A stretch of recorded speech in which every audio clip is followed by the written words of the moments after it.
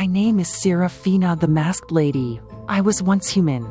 Since then, I have lived many lives. I have been loved and reviled, adored and despised, been the child of a poor prostitute and a courtesan revered by thousands. When I was a child, a stranger with no face offered me the ability to move between the worlds. Since then, my every death has led to a new life. I once had a true love. He was ripped away from me when I was murdered in the 18th century. I search for him still. In the meantime, I walk in the shadows behind the universe, visiting realms both exquisite and terrible and bringing back stories and rhymes to amaze the mind and enchant the ear. Through my YouTube channel, I send the stories out into the world, hoping that my true love will hear them and reply. Hoping, if he does not, that I will find in the other souls who listen kindred spirits to help ease the pain. What of you, stranger? Did you come here tonight seeking a mystery? Do you hunger for a spark of excitement, for the dark thrill of fear? Will you listen as my tales unfold, knowing that some may very well take on lives of their own? Consider, stranger, whether you have the courage to walk between the worlds with Seraphina the Masked Lady. Hello there, my delicious darlings. How are you today? I hope you are all feeling well and happy. I feel subpar, although not nearly as frazzled as I was when we last spoke. Today's episode mirrors last week's. 7 days ago, we shivered at stories of the dark, dangerous, and spiteful creatures of myth. This week, we will encounter more mythical creatures, but this time, they're beings of love and gentle spirit, creatures you would be glad to encounter anywhere on a sunny afternoon. This week, I have translated 10 poems, some short and some longer. I hope all of them are worth listening to. So grab your blankets, pillows, and your favorite drink and settle in to enjoy our episode. Let us begin.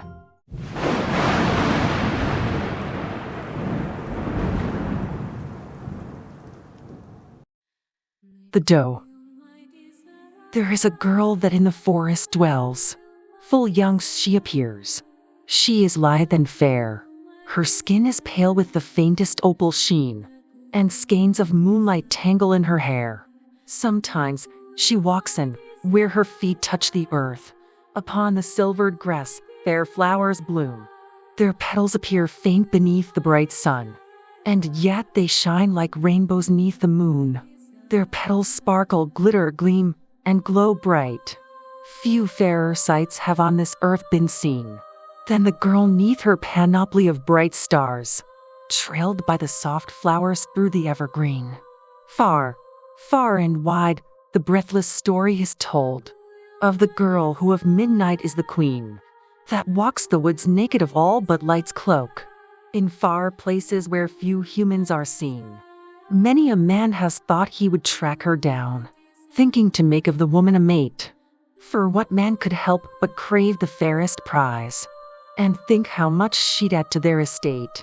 In private, many yearn to bed the doe maid, for such a woman would yield pleasure rare, and children beauteous as the morning stars. Fairness could only give birth to more fair, but though they tried, no man could bear her form down. Although they tracked her footsteps north and south, trailing always behind the moonlight flowers, down from the mountain to the river mouth. When they would pounce, the maid would always be gone, dissolved into starlight or gleaming dew. So home the men go and weave their tall tales of why they failed in what they came to do. The local people laugh at those poor drunk fools. The woods are their backyard, and so they know that when the springtime equinox draws around, the lady to a secret fountain goes and sinks herself into the cool, foaming pool. After that, her fair body melts away. What emerges is a creature far rarer, a radiant doe with a coat of pearl gray. Upon her brow, tall, stately antlers rise up, their branches sparkling with silver light. Her eyes are blue as oceans swelling at full tide. They record more than simple mortal sight. Some say it is the forest span that she walks, while others say she navigates the globe. Sometimes she'll be glimpsed by a young courting pair, but For the most part, the doe walks alone. The children say that the great doe will sit down wherever in the world she's needed most. She moves through small settlements without a sound, round poor households like a pale shining ghost.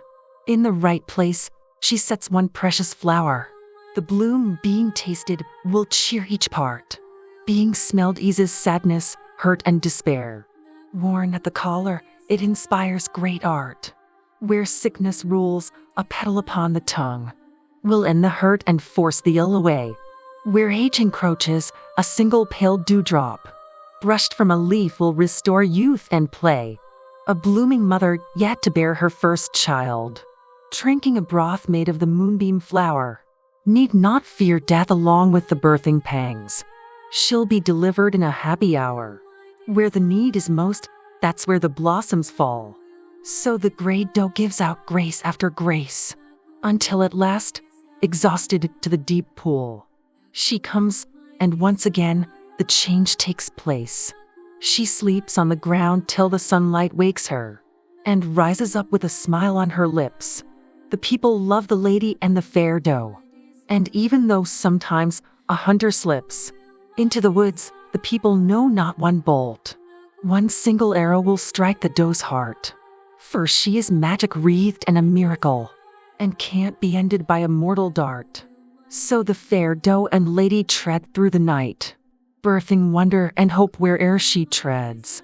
If you walk the world, maybe you will see her, strolling in peace beneath the moonlight's threads.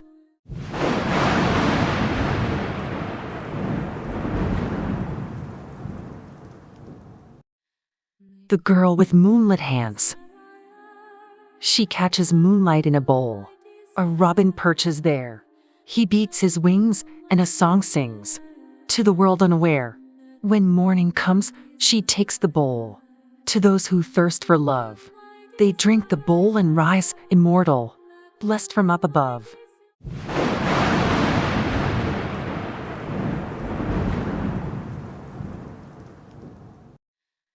Where the wild flowers grow. Where the wild flowers grow is where the little fair folk go, for they disdain the hot house bloom, cloistered in her gray glassy room.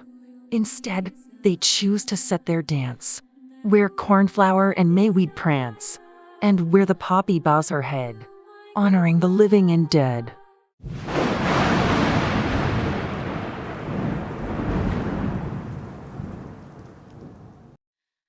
The Little Mermaid and Her Lover. The mermaid lies in the shallows near the shore and gazes at the people on the sand. They have set round tables in between the rocks. Their white vestments she does not understand, though the young ladies yet look passing fair. Their bodies sheathed in froths of whitest silk echo something of her shape, strange, wild, and rare. Their piled up, curling locks pale as corn milk, and the floral circles that on them stand. Small are the shoes that cushion where they tread. Soft are the gloves that caress delicate hands. The women seemed constructed of frail threads, and yet they share half of a frame and body with the trident's daughter hid on the tide, though nobody would have thought them to be kin had they found a way to stand side by side. The mermaid listens to the ladies singing. Their voices are not so pleasing or rare as when the pretty siren sings on the rocks, and in the light combs out her russet hair. The young mermaid has never sunk a great ship, nor made a sailor's wife a widow weep. Instead, her song exults in life and living, and heaven's wonder shining o'er the deep. When clocks strike noon, the mermaid sees the men come, in suits of perfect black and shirts of white. The mer-child, seeing them, smothers her laughter, for the fine gentlemen remind her quite of times in her youth she chortled to see, while visiting the sea atop the world, the sliding, jumping antics of the creatures that swim like fish, though they are truly birds. The women folk welcome their fair-suited beau with as much warmth as soldiers triumphant. The men all bow and offer to the ladies the oddest thing, handfuls of flowering plants. Then they sit down, and they all begin to dine on morsels that smell warm and sweet and fine. They remind the mermaid of when, in the deep, her people raise up glasses of clear wine. She watches for a long time the sea princess, enchanted by her two-legged family, but remains bewildered by their behaviors. She waits till sunset when they finally pack up their tables, parasols, and lawn chairs, and head towards their stately tall town homes. Then for an hour, in purple-shadowed evening, the mermaid on the shore waits all alone. Then finally, the one the sweet maid waits for races on eager footsteps to the beach, his eyes scanning each shadowed nook and corner, until he spies the only face he seeks. Then the lovers too clasp one another, feet in the surf, halfway on sea and shore. They have no way to build a life together without losing people that they adore. Yet now, before the blazing sun declining into the fiery cauldron of the west, nothing matters to the young pair together, except that their wild passion be expressed. And so they worship, unobserved, ecstatic, in the cove hid from sea as well as land. Later, amid the embers of their passion, the fisherman's son slips upon her hand a golden ring. In a soft lover's whisper, he begs her swear that she will be his wife, standing with him through happiness and sorrow, holding his hand in triumph or in strife. And she, her smile more eloquent than pleading, a circle of rough coral onto his large, rope-worn finger slips and bids him also her mate-to-be through teardrops and through bliss. So, the pair of two elements engendered, swear forever, but for now grasp today. Not man nor world has any power to part them, for true love is eternal as the waves.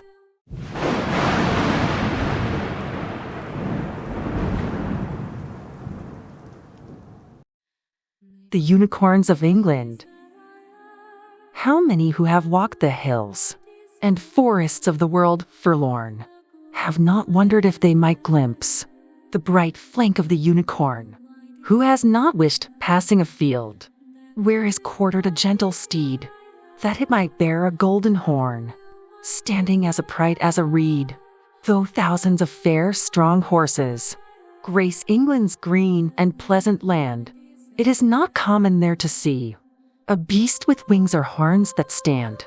Tales of the unicorn's beauty, how it exists in love and grace, can battle evil and can heal, have been bandied from place to place since the old world itself was young. Some even say the unicorn gallops between Bible pages, having carried into the dawn one of the great men of ages. Men of many faiths talk of them, of how their silken coat is fine, and they respect only good men, how they glow with an inner light, and how their horn can make a wine of cruelest poison. All these things exist between the burnished spines of ancient books of fairy tales. Some say that, in the days of old, the unicorns ran in great herds, and though no mere man could take hold, the sacred beasts but a maiden, blameless in her virginity, to her the unicorn would come, and by her side lay passively. Sadly, too many sought the horn, not knowing that the magic lay in the essence of the creature, not something they could steal away. With sword, with axe, arrow, dagger, the gentle souls were often slain, until some holy agency declared they'd not be seen again, except by brave and noble souls, who'd never think to harm the steed, however rich promised reward, or how immense their present need. So, should you be fortunate, and see grazing beside the sea the iridescent horse of dream, accept the wonder happily, perhaps bow to the unicorn, and wish him a long, happy day. Then lift your head up and give thanks, then merrily pass on your way.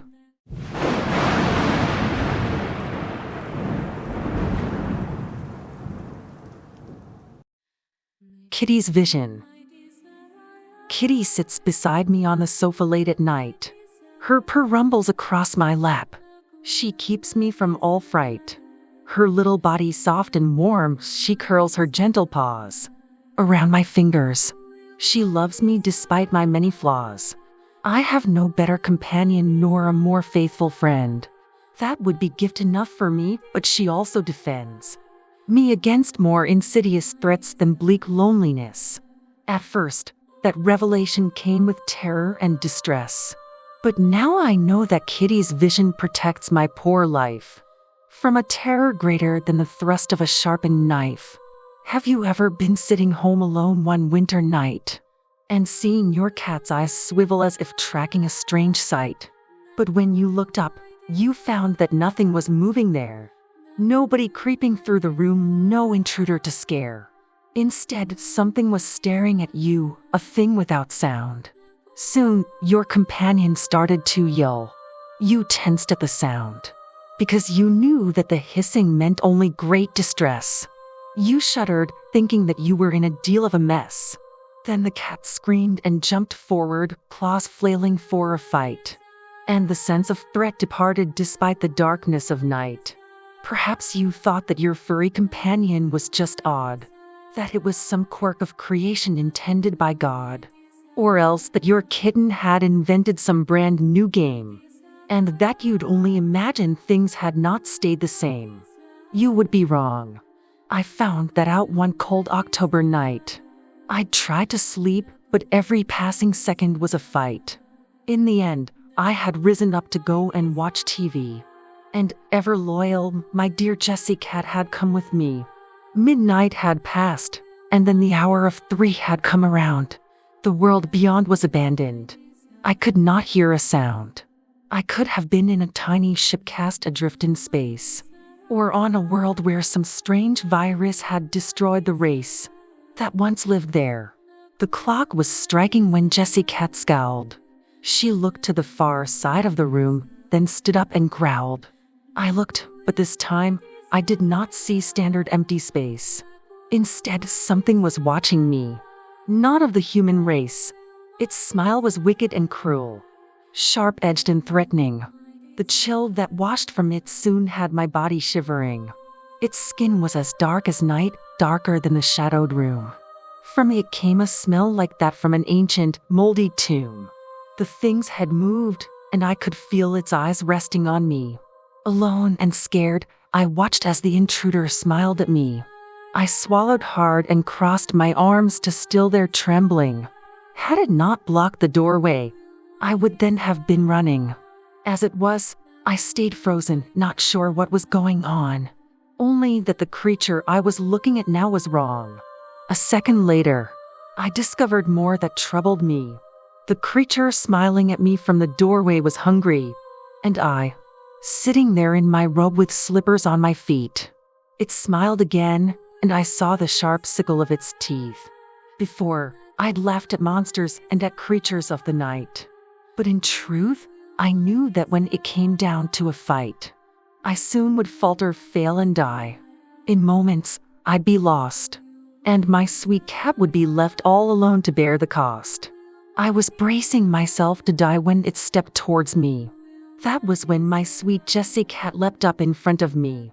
She bared her teeth and hissed at it and raked it with her claws. I didn't think she could do much with such sweet, tiny paws, but stared in amazement as the black creature retreated. Jessie cat hissed again, and the thing bowed its sable head. When Jessie stepped forward, it retreated another pace. And when she darted closer, the dark being fled the place. I didn't understand her victory for a long time. How had a monster demon been run off by Jessie mine? How could a being so gentle, so caring, and so sweet drive back a being of the dark that came for human meat? It wasn't till I found an Egyptian legend that said that cats are the gatekeepers to the vast realm of the dead that I understood how Jessie cat could drive them away. The dark, the scary, and the hungry seeking for their prey. And why Egyptians gave such honor to their kitty friends, who would stand at their temples and their holy things defend. So if you see a kitty on the street, cold and alone, you may wish to take them in. Then they'll defend your home. From ghosties and from ghoulies and from things that roam at night. From morning until evening and from darkness into light.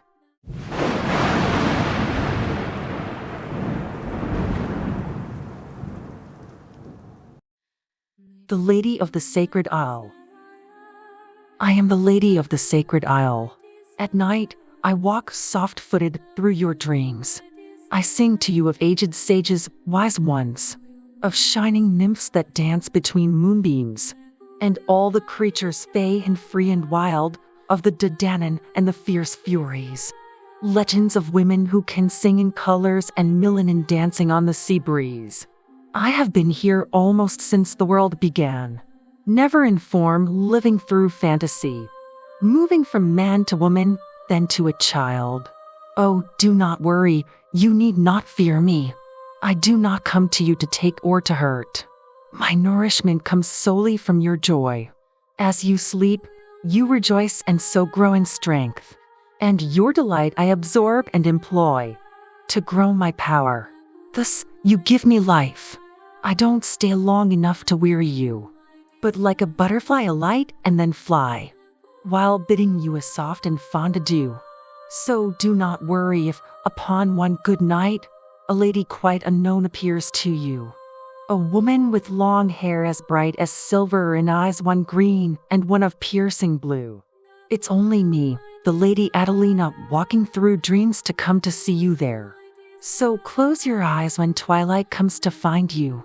Swim to the seas where you float unaware, and rest, beloved, gliding safe, warm and free. The Lady of the Isle blesses you to walk the forests of dreamland beside me, rejoicing in sights that you never knew.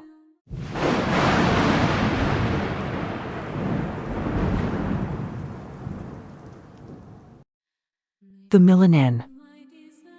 When the sun declines into the west and fire lights up the sky, that is the hour of the night when the wild Melanin fly.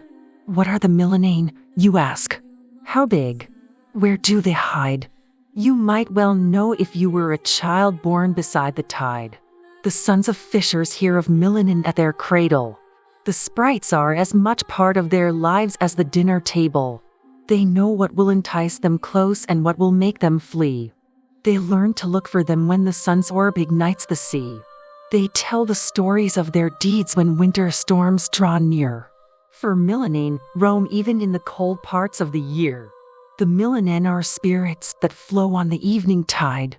Once, they were unlucky souls that, on stormy seas, did die. Sadly, their souls were caught up by black water sorcery. But heaven sought a way, giving them a chance to be free.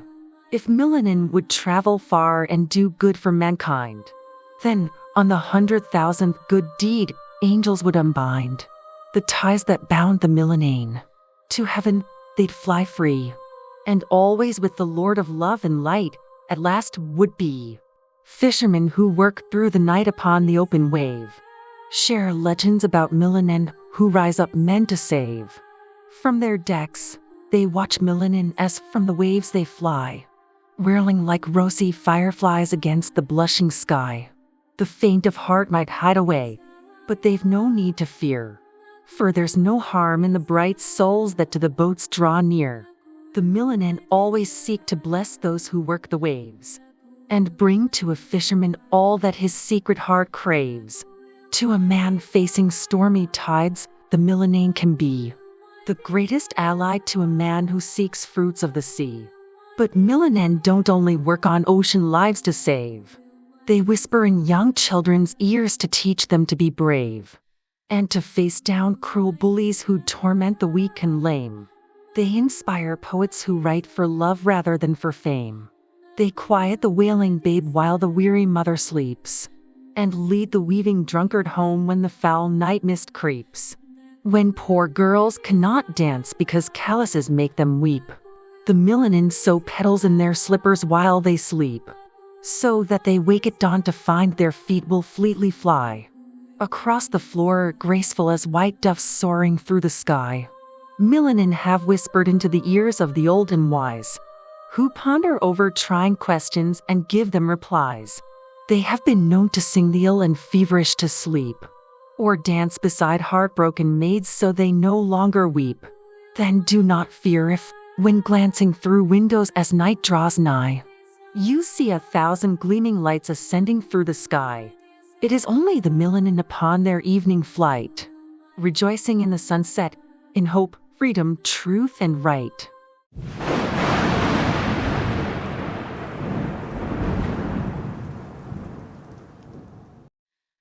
The young men of the forest. The young men of the forest will not be seen unless they stand in best attire, ready to meet the queen, to disport them with royalty, to frolic and to prance, or else to spot a pretty lass and court her with a dance.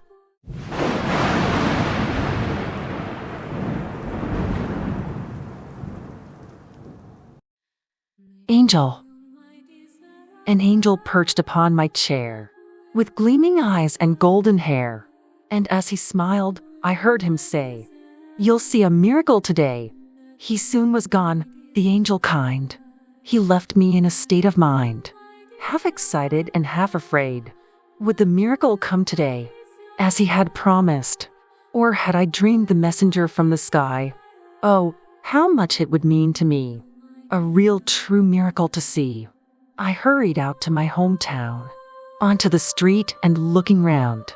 I stared at the folks walking by, but nothing magic caught my eye, except a mum who fought to stand, a little girl held by each hand, one on her back tied close and tight, so tired she could barely fight her way across the steaming ground. I had not my miracle found. The day was hot, the babies too. They wept and wept. I had no clue what made such little children cry beneath such a bright summer sky, till one piped up, "If I don't drink, I'm going to fall down, I think."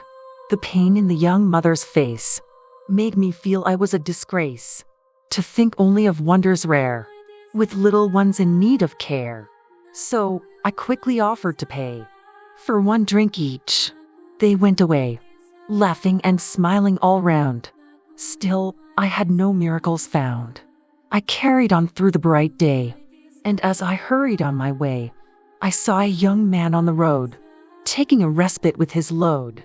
All that he owned was in the sack that he had carried on his back. Now, it sat by him on the floor, while he crouched, begging, in a door. I stopped and offered him a smile. He asked me to stop for a while. We sat and talked, the man and I. At one point, he began to cry, and told me all of his story. It broke my heart his pain to see. And ere he left, he ceased to groan, and he told me he would go home. So I stood and went on my way, throughout the bright and gleaming day.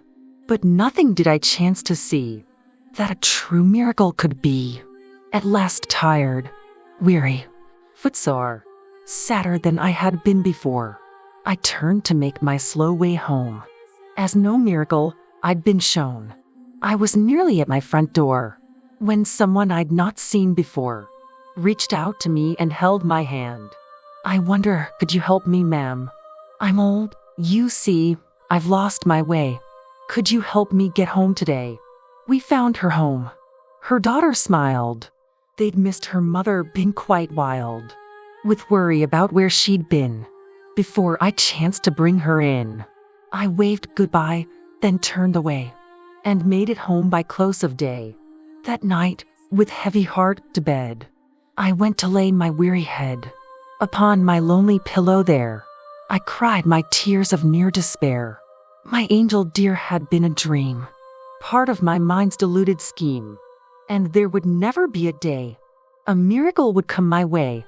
I dozed until the midnight chime, when a light fell upon my eye. I opened them aglow to see, and the angel looked down on me. "Oh, go away, you winghead fraud. You're not a creature of the Lord. A miracle you promised me. Not one miracle did I see." The angel sat on my bed and laid a hand down on my head. And this it was, he said to me, "A miracle I said you'd see. 3 miracles you saw, indeed. 3 people struggling in need. You helped them all, the meek and sore. You were the miracle you saw.